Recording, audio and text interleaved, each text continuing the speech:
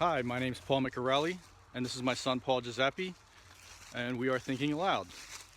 And today's topic that we're going to think out loud about is the internet. And the internet is probably one of the, if not the greatest inventions in the history of mankind. Certainly the most important invention in modern day history.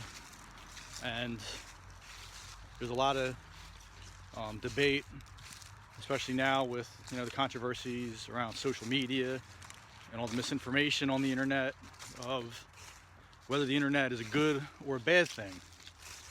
And I feel like all tools, the internet is basically neutral, and its value depends on how people are using it. The internet is such a wide-ranging phenomenon. It's all basically electronic communication and information, but there's so much that it encompasses.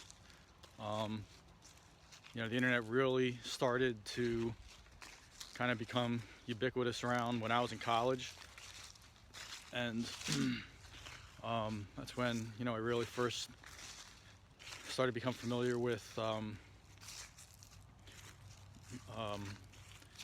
World Wide Web as we know it, all the different websites and sources of information that were accessible through like graphical browsers.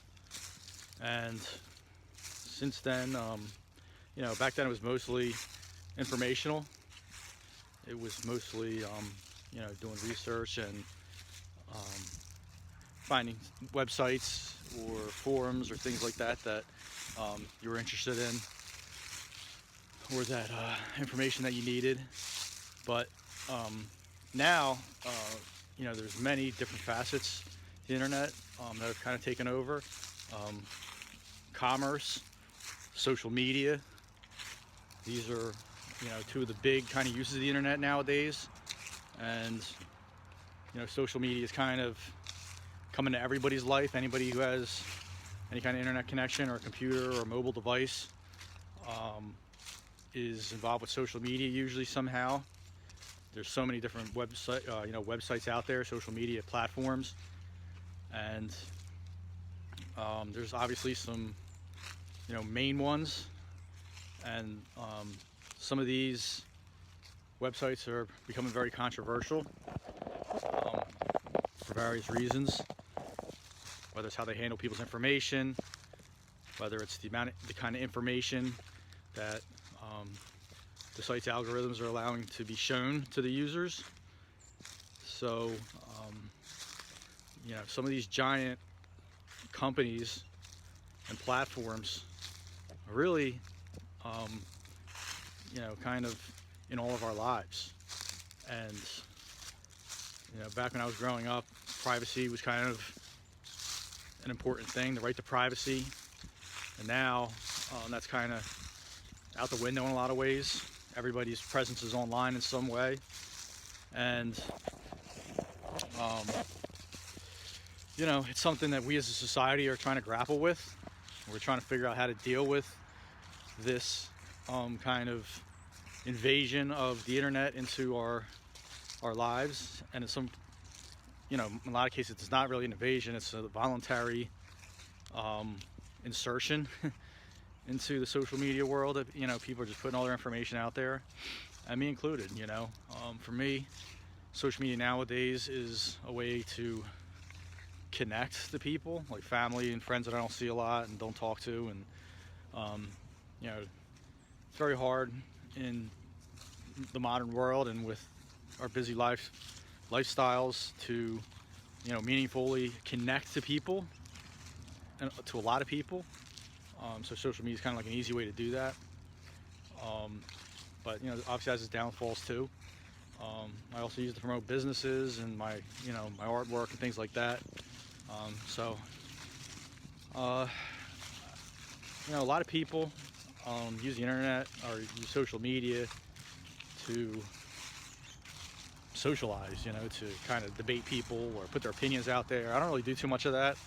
You know, I used to do that on my blog a lot, especially, you know, when I was in my early 20s, and you know, like to post political stuff. Nowadays I feel like the internet is such a there's so much, you know, there's so many different opinions going on, and it's so divisive, and there's so many different platforms. It almost feels like you're just kind of screaming into the wind. So I don't tend to use the internet to put my opinions out there as much anymore. You know, I'm one of those people who kind of thinks before they type and post. So a lot of times, you know, if I'm worked up about something, you know, by the time I finally decide to post about it, I think it's not that important anymore.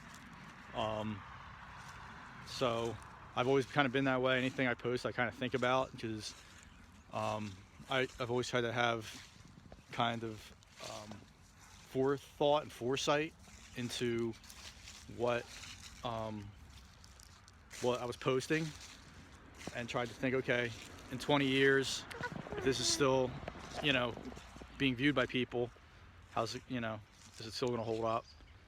Is it going to be embarrassing to me or somebody, you know, that I love? Yeah. And now I'm posting stuff up about Paulie here, hoping that, you know, maybe by the time he's older, some of this stuff will be preserved for him, right? Yeah. Yeah. Because, you know, I want him to be able to look back and see, you know, videos like this or other things, maybe from when he was a baby or a child, and there's some kind of internet presence that he can, you know, it's kind of archived, like, you know, archived memories, archived aspects of our life. And by the time he's older, like, who knows what the internet's going to be? I mean, it's morphed so much, even though it's still basically the same thing. Like I said, an electronic communications platform. You know, now we have things that I didn't have when the internet was first starting out, like mobile devices, wearable devices, and, you know, it's kind of a whole new world in a lot of ways. And the virtual world's always expanding, and it's kind of interesting to see the directions these things are going in. And, you know, going back to even before I had the internet, or was familiar with the internet, you know, it's something I always kind of knew needed to exist. Because I always thought, you know, going to the library, even though I loved going to the library when I was younger, and, you know, researching through books and encyclopedias, and, you know, searching for references and all this kind of stuff, it was so tedious to me, having to read through encyclopedias. And I always knew there had to be something better, but I could have never imagined the idea of having the sum of human knowledge at your fingertips. And it's really just an extraordinary, powerful phenomenon that we, you know, modern humans have, to have this connection to a hive mind of humanity with so much information, so much possibility, and so much connection to others. That's really, you know, changed our world so much, and it continues to change at like an exponential rate. So yeah, it's such a huge part of our life, and again, it's going to be interesting to see how it evolves.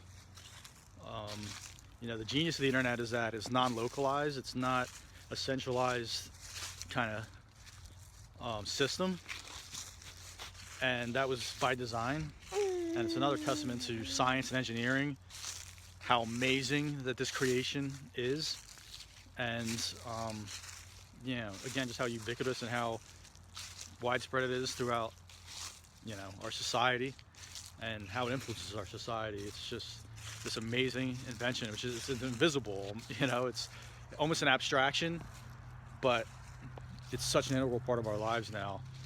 And me and my wife, we debate this a lot and talk about it, about, you know, again, whether the internet's a good or bad thing. And I feel like the internet's amazing. There's just some horrible shit on there, and depraved things, and just, you know, bad stuff for sure, but it's also just such a great tool and such an amazing medium to, you know, connect the human race. And it's, you know, I find it again to be a tool. So I can't say that it's a good or bad thing, but it's definitely an amazing thing that has good and bad uses. And you know, my son, the only exposure he has to the internet right now is we watch some, like, you know, videos. His favorite video is Twinkle Twinkle, right? Twinkle Twinkle Little Star. He loves watching that video. And he's already learning how to use, you know, touch screens. And again, once he's older, how they're going to interface technology might be something totally different. And, you know, way more advanced than what we're experiencing. So it'll be interesting to see how that develops. And you know, I think, you know, originally the internet's intent was to, again, connect humanity, bring humanity together. And the one kind of final point I want to talk about is how it's actually divided, you know, humanity in a lot of ways, and going against that original mission to form a more unified human race. And unfortunately, because it's such a free platform, it's also free for bullshit to spread and just lies and misinformation. And truth is relative, you know. What might be my truth might not be your truth, and who's going to be that's one other difficulty is, you know, censorship and who's the arbiter of truth on the internet. Are social media platforms responsible, and do they have the right to censor people if, you know, they don't agree, or if people go against their terms of service? And I think as far as private platforms and private companies, that's their prerogative. But as far as the internet in general, I really think it should be an open field for anybody to, you know, post content that they wish. But again, that brings danger. It brings the possibility of misinformation, the possibility of hate and division. But that's kind of a risk that any kind of speech, any kind of communication is going to bring. So we kind of have to accept that and just combat it any way we can, and just try to promote truth and promote correct information and positive things. But that's very difficult, you know, to do in a world of billions of people all using the same platform. And that has affected everything from politics to personal relationships to you know, social norms. And we're just seeing you know, how the internet is not this golden promise of a better humanity. It's, you know, kind of a mixed bag. So that's something we're just gonna have to accept and deal with and adapt to. So it's amazing that I'm able to post my thoughts and share my thoughts. As my son grows up here with me, we can make videos and put them online. Maybe he'll be able to see them at some point in the future when he's older and look back and see these talks we had. And, you know, preserving those kind of human experiences is what makes the internet amazing. Right, buddy? So we're gonna continue our walk. I'm actually gonna let him out of this harness because he's getting big and it's hurting my back. He's probably gonna be too big for this thing soon. I can carry him for a short distance, but man, he's getting big, and it's a beautiful thing. And maybe, you know, at some point we're gonna have to change up the format and figure out how we can continue these talks without him running around on me. Because that's what I'm gonna do. Let him down and just run around the yard. So if you're still listening, thank you. And we'll see you next time for more Thinking Aloud. Say bye, Paulie. Say bye-bye. Bye. Bye. Bye. He's being shy now. Thank you.